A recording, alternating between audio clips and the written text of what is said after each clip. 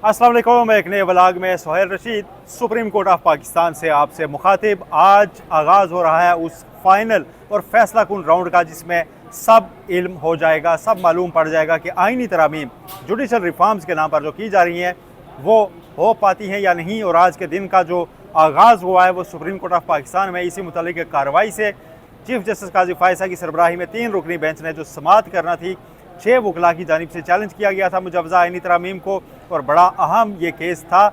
इस केस को, इस दरख्वास्त को वकला की जानिब से हामिद खान एडवोकेट पेश हुए बेंच के सामने और उन्होंने विड्रॉ कर लिया है, इसको वापस ले लिया है। वापस लेने की बुनियाद पर यह दरख्वास्त खारिज कर दी गई है और यूँ आज की समाअत के बाद ये दरख्वास्त यहाँ सुप्रीम कोर्ट से बगैर किसी ऑब्जर्वेशन के खारिज होने के बाद, बगैर किसी मेरिट पर फैसले के खारिज होने के बाद हाई कोर्ट्स की जो कार्रवाई थी बिलखुसूस पेशावर हाई कोर्ट की वो बच गई है, उस पर अब असर नहीं पड़ेगा। वहाँ पर इंडिपेंडेंट समाअत होगी, वहाँ पर केसेस पेंडिंग रहेंगे और इस दौरान अगर तरामीम हो गई तो वो उनको देख भी सकेंगी। आज की समाअत में क्या हुआ, मुकालमा क्या हुआ, चीफ जस्टिस काजी फायसा ने पहली बार अपनी रिटायरमेंट का जिक्र बिल आखिर अपने मुँह से किया है, वो भी आपके सामने रखेंगे। इसके अलावा नंबर गेम आपको बिलखुसूस बताएंगे कि क्या है, हुकूमत क्यों परेशान है, हुकूमती वज़रा बिलखुसूस मुस्लिम लीग नून जो अमूमी तौर पर नज़र आता है उनका चेहरा एक उससे वाज़े नज़र आ रहा है, आसार नज़र आ रहे हैं कि उनके लिए कुछ बहुत खुशकुन चीज़ें नहीं हैं, बहुत प्लेजेंट माहौल नहीं है आइनी तरामीम को लेकर। तो सबसे पहले आज की समाअत का अहवाल। आज आबिद ज़ुबैरी एडवोकेट समेत 6 वकला की दरख्वास्त थी। आबिद ज़ुबैरी खुद अदालत के सामने पेश हुए थे, 6 में से 4 दरख्वास्त गुजार अदालत के सामने मौजूद थे। हामिद खान एडवोकेट उनकी जानिब से बतौर वकील पेश हुए, जो कुछ दिन पहले चीफ जस्टिस काजी फायसा पर एक बेंच में उनकी शमूलियत पर एतराज़ उठाकर चले ही गए थे। उसके बाद आज उनकी पहली बार आमना सामना हुआ चीफ जस्टिस काजी फायसा से, और ये हामिद खान का चीफ जस्टिस काजी फायसा के सामने पेश होना एक और तरह से भी अहम है कि जो नज़रसानी केस है बल्ले वाला, इंतखाबी निशान PTI का छीनने वाला, उस केस में हामिद खान गुज़श्ता समाअत पर पेश नहीं हुए थे और इम्कान यही था कि अब हामिद खान चीफ जस्टिस काजी फायसा के सामने इनके दौर में पेश नहीं होंगे। आज 17 अक्टूबर को वो पेश हो गए हैं, इसका मतलब है कि अब 21 अक्टूबर को भी वो पेश हो सकते हैं और आर्गूमेंट्स जो है वो उस केस पर कर सकते हैं, क्योंकि आज तो कोई गर्मा गर्मी नहीं हुई।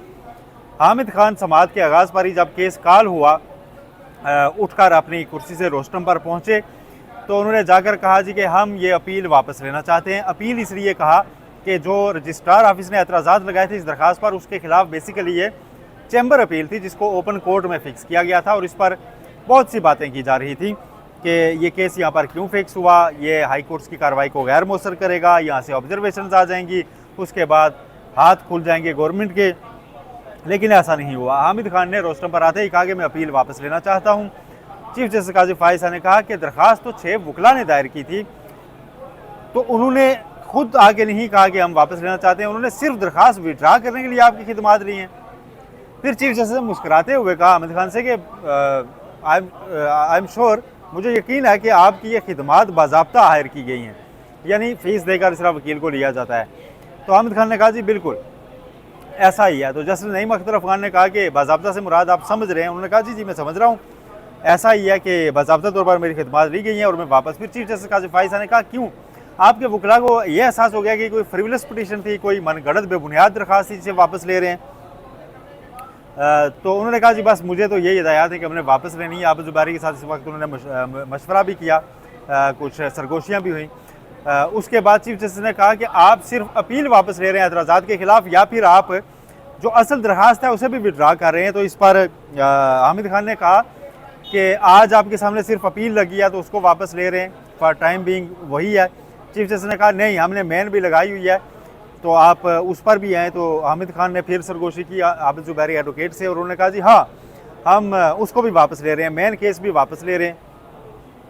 तो ये एक अनएक्सपेक्टेड था कि चीफ जस्टिस ने इस पर मज़ीद आगे मेरिट्स की तरफ नहीं गए और उन्होंने फौरी इसका हुक्मनामा लिखवाना शुरू कर दिया और उन्होंने हुक्मनामे में लिखवा दिया कि जी ये दरख्वास्त वापस लेने की इस्तदा की गई। साथ जो 4 दरख्वास्त गुजार पेश थे उन्होंने भी कहा कि हम वापस लेना चाह रहे हैं। तो फिर मुख्तसर ऑर्डर में यही कहा गया कि डिसमिस्ड एज विड्रॉन, दरख्वास्त वापस लेने की बुनियाद पर खारिज कर दी जाती है। इसके बाद बड़े अहम रिमार्क्स हुए। चीफ जस्टिस काजी फायसा ने आबू जुबैरी एडवोकेट से मुस्कुराते हुए कहा कि आपके दूसरे केस का क्या बना, आपकी एक और दरख्वास्त थी, वो आप मैं अपने दौर में नहीं लगा रहा, आप समझ रहे हैं ना। चीफ जस्टिस ने ये उन्हें कहा दोबारा कि आप समझ रहे हैं ना, तो आबू जुबैरी मुस्कुराए, उन्होंने कहा जी मैं समझ रहा हूँ। चीफ जस्टिस ने कहा अब वो दरख्वास्त मेरे टेन्योर के बाद लगेगी।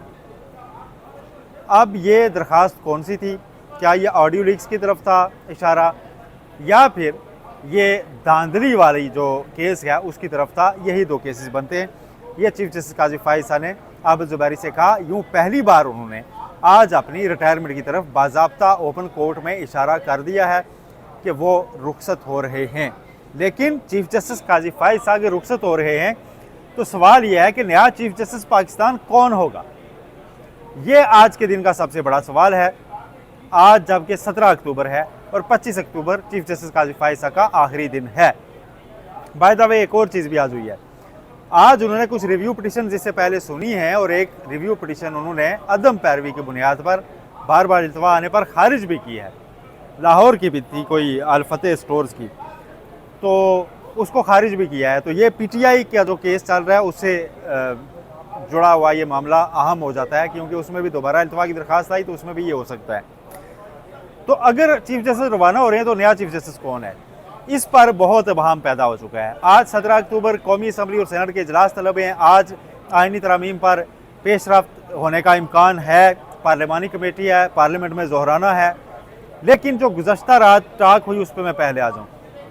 गुज़श्ता रात जो जाती अमरा में हुआ वो आपको बताता हूँ। जाती अमरा में मुस्कुराहटों के साथ सारे मिले थे, मुस्कुराते हुए बैठे थे।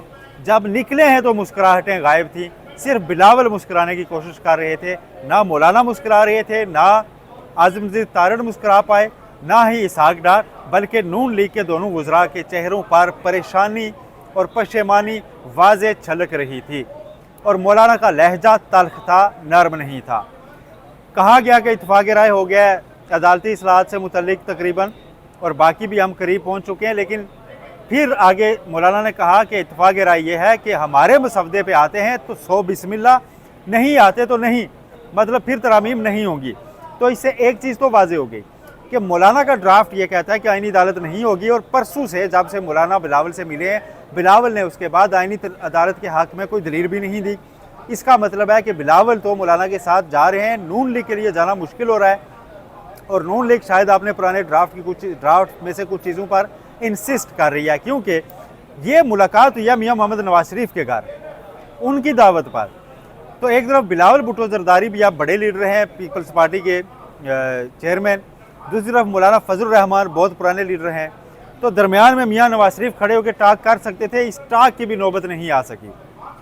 उनके घर शाइये के बाद मियाँ नवाज शरीफ उस टाक में मौजूद नहीं थे। इसका मतलब यह है कि मियाँ साहब के लिए कोई मामलात इतने खुशकुन नहीं हैं। और फिर गुज़श्ता रात से कुछ बाकी जो वाक़यात सामने आए, अख्तर मेंगल साहब की ट्वीट सामने आई, उनके यहाँ लाजिज़ में रिहाइशगाह पर छापा उनके लोगों के उस पर पड़ रहा है, पुलिस आ रही है, हरासमेंट हो रही है, फिर कुछ MNAs के उठाए जाने की खबरें। तो इससे वाज़े लगता है कि हुकूमत के लिए अभी तक मामलात क्लियर नहीं है। और सबसे बड़ी कन्फ्यूजन, जो पिछली बार तरामीम होने जा रही थी तो किसी को पता नहीं था फाइनल ड्राफ्ट क्या है, अब वो कन्फ्यूजन वापस आ चुकी है। फाइनल ड्राफ्ट एक बार फिर मिसिंग है। आज असम्बली के इजलास में कहा जा रहा है जी कि एजेंडे पे तो नहीं है, लेकिन एक वाइल्ड कार्ड एंट्री उसकी हो सकती है। आइनी तरामीम की कसरत राय से वोटिंग के बाद उसको मेंबरान की उसको पेशगी के लिए लाया जा सकता है, एजेंडे में शामिल किया जा सकता है बाद में। लेकिन उस ड्राफ्ट में होगा क्या? पीपल्स पार्टी वाला ड्राफ्ट, नून लीग वाला ड्राफ्ट, JUI वाला ड्राफ्ट, किसका ड्राफ्ट? और उसको जॉइंट करके कोई मुश्तरका अगर बनाया गया है तो वो कहाँ है? और उसमें किसने किसके साथ कंसीड किया है, किसने किसके साथ एग्री किया है? इसके ऊपर मुकम्मल खामोशी है, इबहाम है, कन्फ्यूजन है। और अगर ये कन्फ्यूजन बरकरार रहती है तो अगेन मौलाना फजल रहमान की बॉडी लैंग्वेज बड़ी वाज़ेह है कि वो इस पर मज़ीद टाइम ले सकते हैं। और आज मत भूलिए कि पाकिस्तान तहरीक इंसाफ के साथ JUI की दोबारा मुलाकात है, मौलाना फजल रहमान की मुलाकात होनी है। और रात को जब बिलावल ने यह तासुर देने की कोशिश की कि कल 1-2 जमातों का इत्तेफाक था, आज 3 का हो गया, तो मौलाना ने कहा मैं ऐड कर दूं कि ये हमारा ड्राफ्ट है जिस पे हम बिलावल के पास गए, आज नवाज शरीफ के पास है, और कल PTI के साथ जाएंगे, और उसके बाद यह तसलसल जारी रहेगा। और हम बाकी पॉइंट्स के ऊपर भी मुशावरत करेंगे। तो अगर ऐसा होगा कि बाकी पॉइंट्स में मुशावरत होनी है तो पार्लिमानी कमेटी, खसूसी कमेटी का आज इजलास होना है, उसमें अभी पीटीआई ने भी कुछ अपना मौक़िफ़ रखना है और पीटीआई दोबारा एक फ़ाइनल जो ड्राफ्ट बने शायद उसमें इंगेज करे इनको, और उसके बाद कहे कि हमने इमरान खान से मुशावरत करनी है, इमरान खान फिर के हमने वकला से मुशावरत करनी है। तो टास्क बज़ाहिर आसान नहीं है कि 25 से पहले ये तरामीम हो पाएँ। तो ऐसे में जस्टिस मंसूर अली शाह का नोटिफिकेशन आखिरी ऑप्शन गवर्नमेंट के पास बचेगा। अब एक बार फिर अगर हम इस चीज़ का जायज़ा लें कि जो इत्तफ़ाक़ राय मुमकिन हो रहा है वो क्या हो सकता है। इत्तफ़ाक़ राय मुमकिन अगर आइनी अदालत पर नहीं जा रहे मौलाना, तो फिर मौलाना के आफर में तो अभी जो ड्राफ्ट में है वो तो उनके एक पैनल भी नहीं है। अब एक पार्टी BAP जो है बलूचिस्तान अवामी पार्टी ले आई है कि 5 का पैनल हो, 3 का नहीं, हुकूमत 3 का कह रही है, नून लीग। तो पैनल एक वाइड चीज़ बची होगी जिसके ऊपर डिस्कशन की जा सके और मौलाना शायद एट द एंड उस पर आ जाएंगे, ठीक है जी पैनल में से एक चीफ जस्टिस लगा लें। लेकिन अभी तक की इतलात ये हैं कि मौलाना फजलुर रहमान डटे हुए हैं कि जस्टिस मंसूर अली शाह को आप फिलहाल कर दें नोटिफाई, और सारी तरामीम का इतलाक फॉर फ्यूचर हो, अभी के लिए ना हो, इसकी कंट्रोवर्सी बाकी ना रहे। हुकूमत की कानूनी टीम के कुछ सीनियर अरकान अभी भी कोशिशों में हैं कि जस्टिस मंसूर अली शाह का नोटिफिकेशन सामने आ जाए।